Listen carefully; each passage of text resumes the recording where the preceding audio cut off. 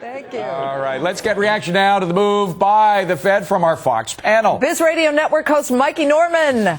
I can call him Mikey. All right. Lizzie. Peter Schiff, author of Crash Proof, and Joran Brook from the Ayn Rand Institute. All right, Peter, your gold moved down and then it moved up. I think it's higher right now by about three. Let's see. Yeah, another 20 cents to the plus side here. But what is the gold market? It's getting grayer and grayer because it's down like 100 cents. What is the gold market speaking to when you see that kind of maneuvering? First of all, inflation's already out of control. The Fed's pretending it's not. What is the Fed saying? The Fed's saying, well, we expect commodity prices to moderate. They've been saying that for 5 years. They've been wrong for 5 years. It doesn't matter what they say. Look at what they do. They cut rates. Rates are 2%. They're creating inflation. I think the gold had sold off because there was the expectation that this was going to be the end of the rate cuts. Maybe that's not the end. But even if it is the end, rates are too low, monetary policy is too easy, inflation is going to keep getting worse. Mikey, gold is now $12 off its lows. The euro's at the highs of the day. We have a 14% chance of another 25 basis point cut at the June meeting. And that'll go away, by the way. It'll go away? Today there was, in today's Fed funds futures that expired, it was trading at a Fed funds rate 2.25%, exactly where the target was before they lowered it to 2 today. That 14% is going to go away. Look, I think the Fed's been doing everything right. I mean, we hit 13,000 on the Dow today. Look, I've been trading a long time. This is a classic. I mean, sell the rumor, buy the rumor, sell the news sort of a thing. You can't read into this in a one-day reaction when there was a lot of built-up expectation, and I think the market, look, by the way, if you talk about gold, you could go back to just shortly after March 17th, or March 17th, I believe it was, when the Fed opened the discount window. That was a peak in gold. It's down 17% since then. Gold stocks are down even more than that. Joran Brook, you kind of laughed at Mike. He didn't kind of laugh. He did not with him. I always laugh at Mike. It's easy. I'm glad I provided some comic relief. We have cheap money. We have had cheap money. It was too easy. That was the problem. Now it's not easy. So does the Fed then have to now focus on shaking it from the bankers' pockets so that they start lending again? No, I mean, the problem was there was too much lending on ridiculous terms. I mean, we've had inflationary Fed policy now from 2003. We just suffered a major crisis as a consequence of that kind of inflationary policy. All they're doing right now is setting us up for the next fall. This is more of the same kind of policy. Look, it can't be healthy when the Fed funds rate is below the rate of inflation. Those are negative real interest rates, and that never is a healthy sign for an economy when you have negative real interest rates. Mike, you disagree with because first of all, right away, I'll tell you who it hurts. There's a whole segment of the population that it hurts. Those are savers, people who have their money in fixed income. You're destroying their income, and don't think that is not that is an insignificant. It is not. I looked at it.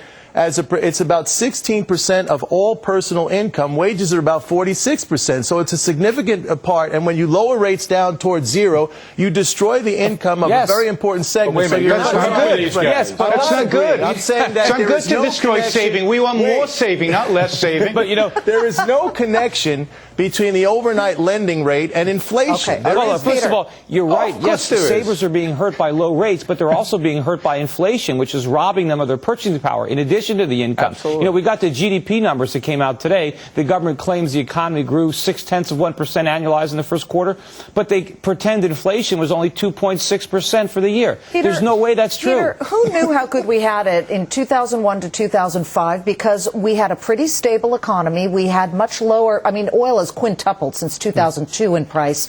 But did you think it was bad back then? Of course. It wasn't, because it was a bubble back then. It was a bubble because money was being artificially, interest rates were low. People were speculating in the real estate market. Remember, I was writing about the housing bubble and the effects it had on the economy back in 02, 03, 04. Okay. I want to get it back to what the Fed did today.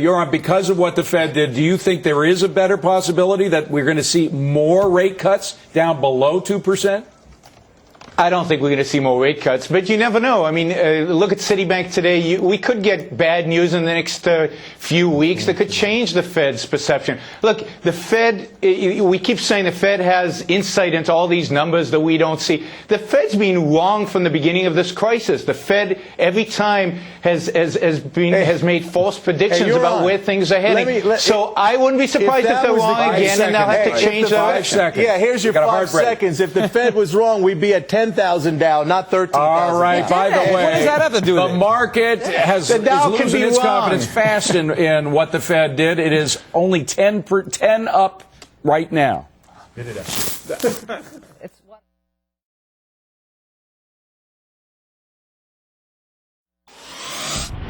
Moments to go until the closing bell, 6 minutes to be exact, and the markets are very mixed at this point. They had been higher by 150 points plus for the Dow Jones Industrials.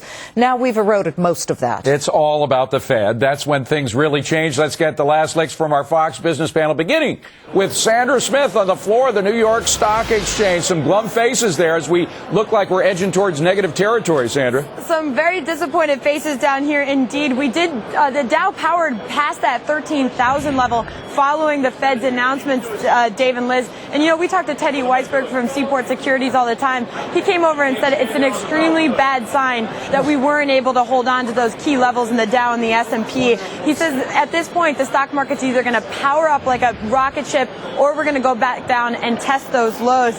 However, the bulls down here are really grasping onto this fact. This is the last trading day of April. If we close where we're at right now in the Dow, we have locked in a 4.7% gain in the Dow Industrials.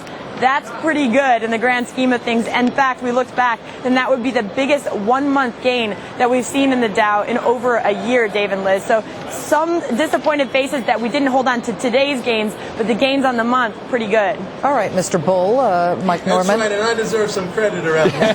You know, I've been the one staunchly bullish through all this, trying to look at it in a fair and balanced way, and there's been a lot of doom and gloom. But look, I'm a little disappointed at Teddy Weisberg with all that experience. One day does not a trend make. Look, as I said earlier, if things were, if the policy was wrong, and it might end up to be wrong, we don't know yet, but if policy was wrong, we'd see the market at 10,000, not at 13,000. I think the economy will snap back in the second half. There's a lot of stimulus that's still in the pipeline. It's yet to hit, so I'm going to remain on. We going to get any bounce, Peter, at all from the stimulus checks?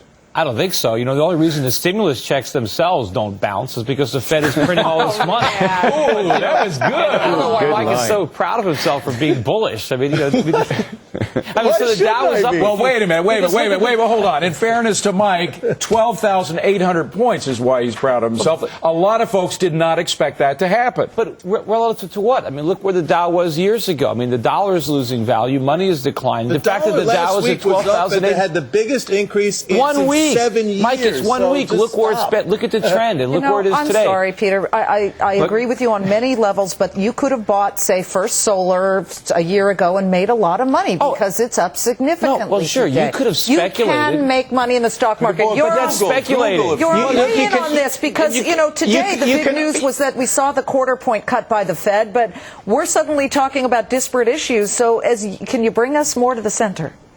Well, again, the short-term effect and the long-term effect. When Right. the Fed floods the market with liquidity, some of that liquidity goes into the stock market. It can drive stocks up in the short term. But long-term, the Fed's move is bad for the economy, and at long-term, it's bad for stocks.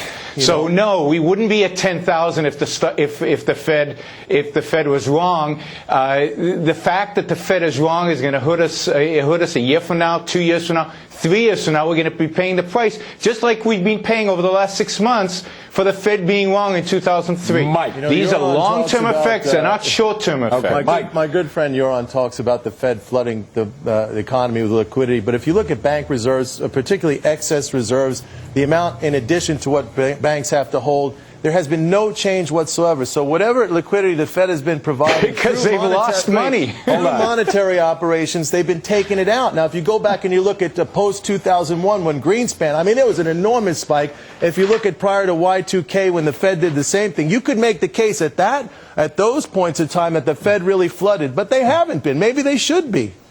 Not like they did 1% for 1 year, right? Look, let's have growth. I think we need to have growth. And by the way, not at the absolute expense of a devalued dollar. Well, if the Fed was taking away all this liquidity, why do all these foreign central Exactly. banks have to keep buying up all these excess dollars that nobody wants? because Where are they coming run from? export economies, and they do that to maintain competitiveness. That is what is behind it. Will we see this decoupling that everybody talks about with the U.S. market separating from the rest of the global economy because China's roaring ahead? I really don't believe that. I think the global economy is tight together pretty firmly, and I think that the rest of the world, in spite of the advances they've made, are still very much dependent on what happens in the United States. disagree with that. We are still the economic leader of the world. I think I disagree. Why do you disagree? You know, I think the world economy is going to be stronger, not versus the U.S. Yeah, not just despite our decline, but as a result of it, because we've been using up so much of the world's resources, so much of their savings, so much of their productivity has been shifted to us. I think they're going to do a lot better when they reclaim their own wealth and their own productivity. That's like the pre-Adam Smith view of the world, where the world's wealth was finite and you could only gain at the expense of someone else. And we have found out in 200 years that that is not the case. Spoken like a true supply side. What's finite is the output. The productive output every year is finite. We don't have an unlimited amount of television sets, an unlimited amount of automobiles. The only limitation is the human mind, which is without limitations, as we hear the closing bell and the trading day is coming to a close. What a wild day it has been. It started way in the upside, but it has all come negative now. Tepid applause.